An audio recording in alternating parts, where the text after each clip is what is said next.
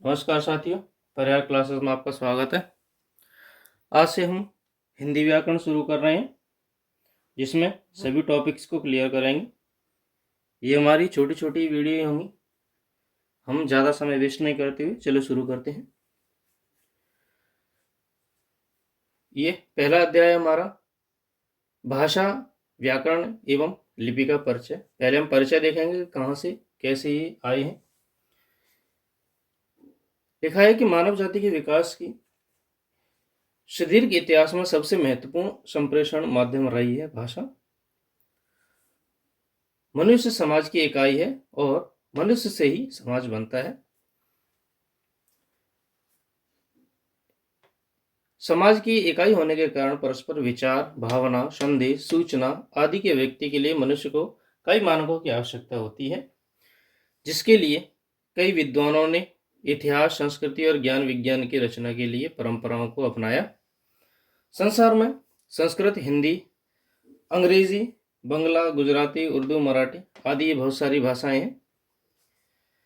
भारत अनेक भाषी देश है तथा अनेक बोली और भाषाओं से मिलकर भारत राष्ट्र बना है। संस्कृत हमारी सभी भारतीय भाषाओं की सूत्र भाषा है और वर्तमान में हिंदी हमारी राजभाषा है या राजकार्य भाषा है। भाषा की दो प्रकार होती हैं, या तो वह मौखिक होगी या दूसरी लिखित होगी। मौखिक भाषा आपस में बातचीत के द्वारा, भाषणों के द्वारा या उद्बोधनों के द्वारा प्रयोग में लाई जाती है, और लिखित भाषा लिपि के माध्यम से लिखकर प्रयोग में लाई जाती है।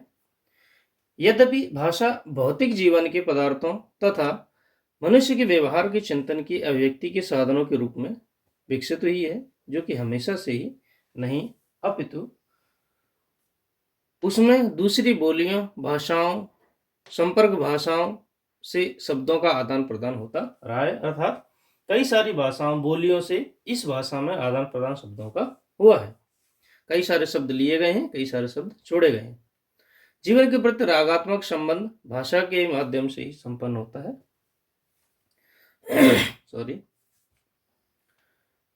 ऐसे ही धीरे धीरे विकास के लिए बोली, संस्कृति आदि समकालीन विदेशी भाषाओं के भंडार रहे हैं। भाषा में कुछ परिवर्तन भी आए, कुछ अस्थायी परिवर्तन भी आए और अस्थायी परिवर्तन भी आए, जिससे नई नई भाषाओं का निर्माण हुआ, जिनमें इसके कारण संस्कृति, पाली, प्राकृत, अपभ्रंश आदि क्रम में ही आज की हिंदी एवं राजस्थानी, गुजराती, पंजाबी, सिंधी, बंगला, उड़िया आदि भाषाओं का विकास हुआ है। तो सबसे पहले संस्कृत थी, संस्कृत बाद में पाली बनी, पाली में से प्राकृतिक भाषा बनी और प्राकृतिक धीरे धीरे अपभ्रंश हुई और अपभ्रंश में से ही आगे चल करके इन भाषाओं का निर्माण हुआ है। अब भाषा के भेद वही मौखिक एवं लिखित हम देख चुके हैं।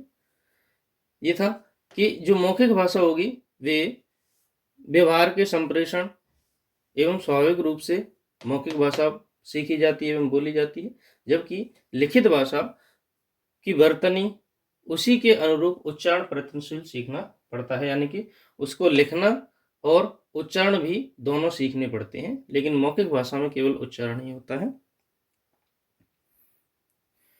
अगली हेडिंग है भाषा एवं बोली।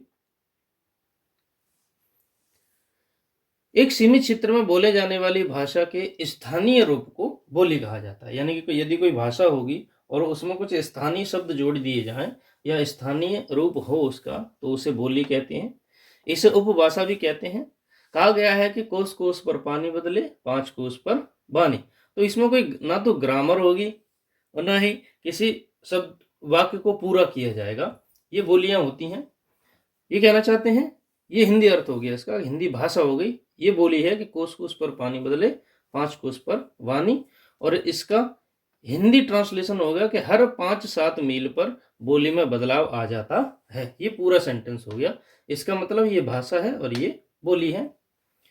भाषा सीमित, अविकसित एवं आम बोलचाल वाला रूप बोली कहलाती है, भाषा का ही। इसमें साहित्य रचना नहीं होती है, किसी व्याकरण नहीं होती है, ना कोई शब्दकोश होता है। जबकि विस्तृत भाषा एक विस्तृत क्षेत्र से फैली होती है। इसके साहित्य भी होते हैं, ग्रामर भी होते हैं। किसी बोली का संरक्षण तथा अन्य कारणों से यदि क्षेत्र विस्तृत होने लगता है तो उसमें साहित्य लिखा जाने लगता है। यानी कई कई बोलियां ऐसी हैं जो विस्तृत क्षेत्र में फैली हुई हैं, तो उसमें साहित्य भी लिखे गए हैं, तो वह भाषा बनने लगी और उसका व्याकरण निश्चित होने लगा। कई सारी बोलियां भाषा भी बना दी गई। जैसे कि हिंदी की बोलियां कौन कौन सी हैं? केवल खड़ी बोली जो कि मानक भाषा का ही विकसित रूप नहीं है हिंदी, बल्कि अन्य बोलियों से भी मिलकर के बनी है। इसमें है पूर्वी हिंदी, जिसमें अवधी, बघेली, छत्तीसगढ़ी आती है। पश्चिमी हिंदी में खड़ी बोली, ब्रज, बांगड़ू यानी कि हरियाणवी, बुंदेली, कन्नौज की। बिहारी की में बोलियां मगही, मैथिली और भोजपुरी। राजस्थानी में मेवाड़ी, मारवाड़ी, मेवाती, हाड़ौती बोलियां आदि आती हैं। कुछ विद्वान मालवी, ढूंढानी, बागड़ी को भी राजस्थानी की अलग बोलियां मानते हैं। पहाड़ियों में गेड़वाली, कुमाऊनी, मंडयाली बोलियां आदि हिंदी की ही बोलियां हैं।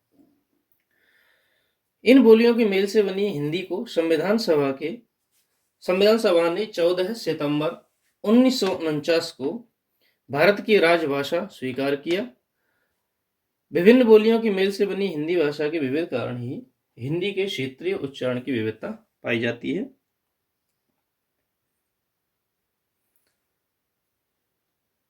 अब इसकी व्याकरण को देखते हैं।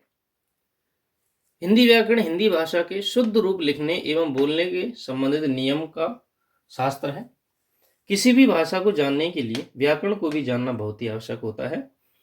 हिंदी की विभिन्न ध्वनि, वर्ण, पद, पद्यांश, शब्द, शब्दांश, वाक्य, वाक्यांश आदि की विवेचना की गई है। हिंदी व्याकरण को मोटे तौर पर वर्ण विचार, शब्द विचार, वाक्य विचार आदि 3 वर्गों में विभाजित किया गया है।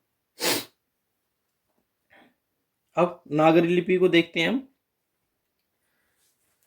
भाषा की ध्वनियों को जिन लेखन चिन्हों से लिखा जाता है उसे ही लिपि कहते हैं। यानी कि जिसकी सहायता से, जिन चिन्हों की सहायता से लिखा जाता है भाषा को, उसे ही लिपि कहते हैं। अर्थात किसी भी भाषा की मौखिक ध्वनियों को लिखकर व्यक्त करने के लिए जिन वर्तनी चिन्हों का प्रयोग किया जाता है उसे ही लिपि कहते हैं। संस्कृत, हिंदी, मराठी, कोंकणी यानी कि गोवा में, नेपाली आदि भाषाओं की लिपि देवनागरी है।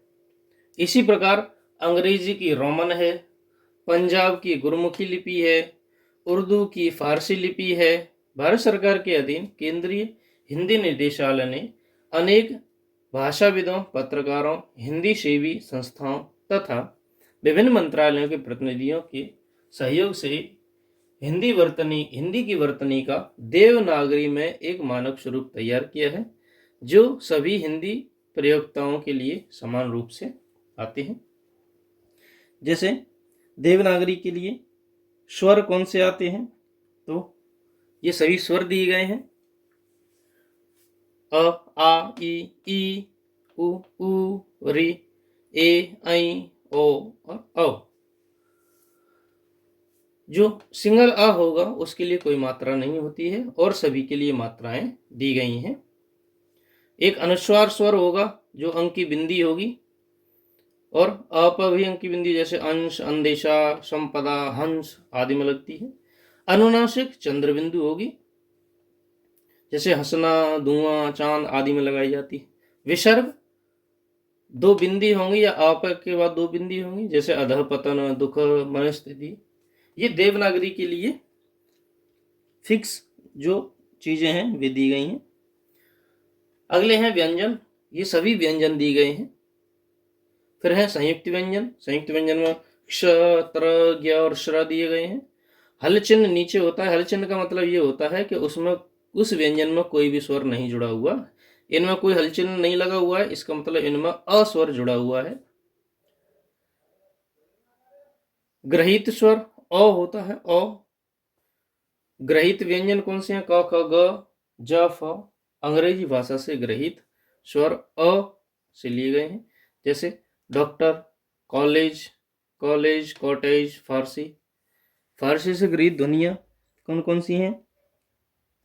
फारसी में से गरीब लिया गया है, गजल ली गई है, फन ली गई है, कौम, खत, जिनमें नुक्ता लगा हुआ है नीचे वे।